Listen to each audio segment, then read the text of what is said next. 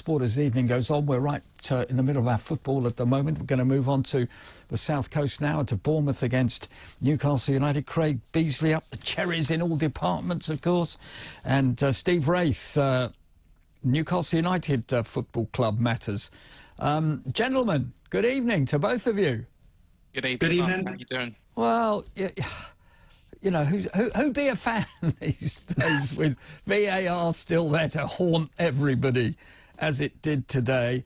I guess I've got to talk about that first of all, because everybody is saying that, you know, you were denied by VAR a winner, which would have been a 2-1 win, obviously, Steve, for Bournemouth, not for you guys. So, Craig, Yeah. you know, I mean, we're finished. We're starting a new season like we finished the last one. Clueless with this stuff.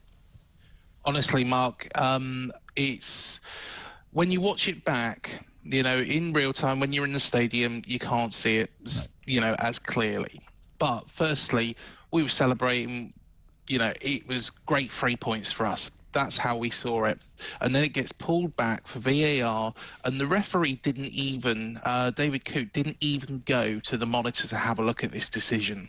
It was actually made by Tim Robinson, who was in the VAR studio overseeing it. The incident itself, so the ball's come in, and Dongo Ouattara, has actually got himself up into a good position, headed the ball, and it struck his shoulder just here. Now, the laws of the game, you know, says that that's a goal. However, you know, his arm is right down by his side. So his arm has not moved at all.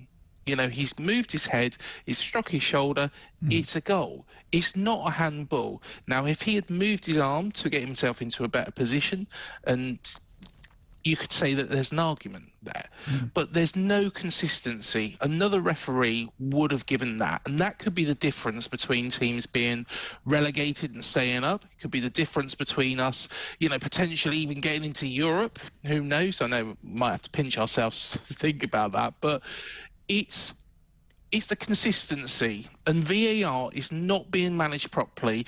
What David Coote should have done was go over to the monitor, have a look at it for himself. He gave the goal on the pitch and then decided off the back of that, because somebody miles away who's watching it on TV, you know, maybe he's watching it on Sky Sports, for example, at home, you know, that is not, you know, it's not reflective. It's not reflective, and it's really irritating me. That's the second one that we've had so far this season. Of course, the first one, we had a goal disallowed because Lewis Cook's shoulder again was in an offside position. Literally, he just moved his arm, you know, in an offside position.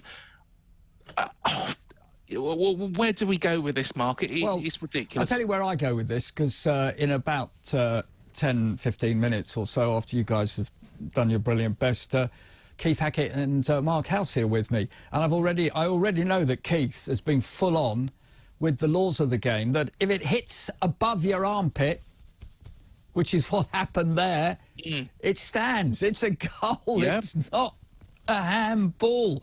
And I mean, you know, it's just incredible. So there we are. You missed out on your 3 points. If I could come to you, Steve, now, and good evening as well. Gordon with a goal as well. That was it. I think it's a really important goal as well for him and everything after the desperate way he was treated in the summer. Yeah, I would agree with him. I would agree with you, Mark. I mean, first of all, you know, the contact today was on the shirt sleeve. VAR determined it was arm rather than shoulder. The goal's chalked off. We've got to be happy with that, because, you know, that was a certain 3 points then for Bournemouth, and Newcastle are going away with, you know, with their tails between their legs. But, you know, for me, on that performance, I've got to say it, I was slightly happier than I was with the match against Southampton, because the stats, you know, had Newcastle bossing the game with possession, shots on target fairly even. Stevens today passes Newcastle, you know, again ahead of the game.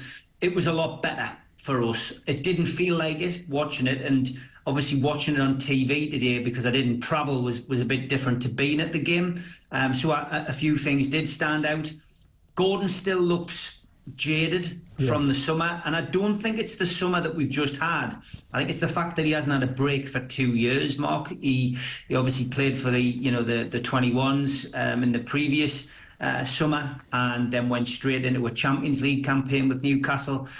So we're still not seeing the Anthony Gordon of last season, but he was in the right place at the right time, and managed to equalise for Newcastle after the opener from Marcus Tavernier. But it was again, it wasn't Newcastle at their best, and I've got to be happy, as I guess most Newcastle fans have to be, with the fact that we've not really hit the heights of previous seasons in our first 2 games, yet we're sitting in 6th place with 4 points with a home game to come. So I think the sooner the transfer window closes for Newcastle, the better things will be, Mark. And as soon, I was hoping there would be an England manager in place, not Lee Carsley.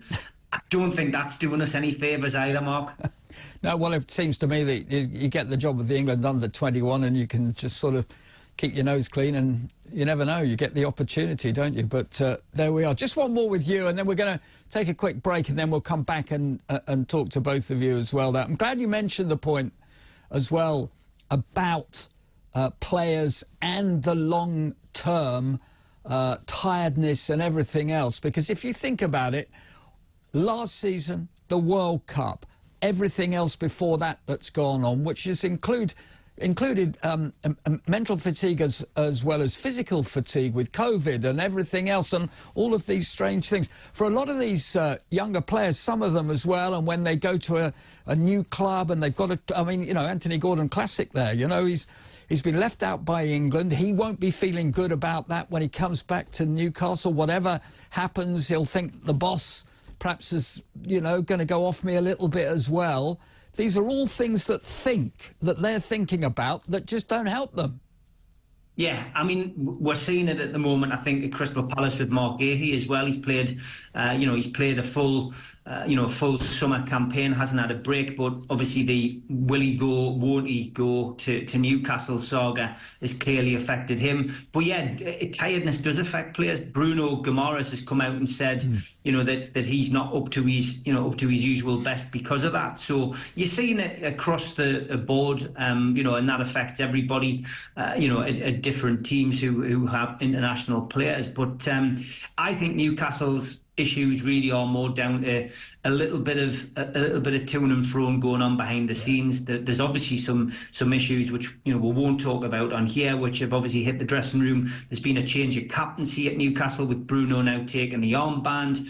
We've had the upheaval in the boardroom with Amanda and Mirdad leaving, and new people coming in. So it's been a change at Newcastle, and sometimes the change works in your favour. Sometimes it causes a little uneasiness, and I think that's where we're at the moment. I think there's a little bit of uneasiness around the corridors of Newcastle United, and that's certainly reflecting on what we're seeing on the pitch at the moment.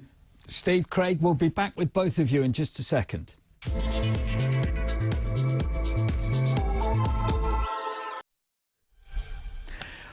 Well, we're talking about Bournemouth against Newcastle United. It was a draw today, a point apiece, and both of them have started reasonably well, and they'll be happy enough that they both have got points on the board. Just wondering, actually, what both of you think. I mean, we've got another game, and then we've got an international break coming up, and all of this that's going on, and sort of already disrupting the season.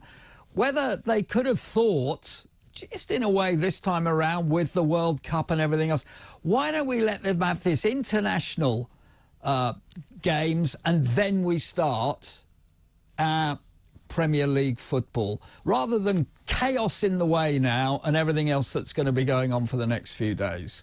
I'll come to you first, if I may, Craig. Yeah, I completely do agree with that, to be honest, Mark, because it just loses the momentum.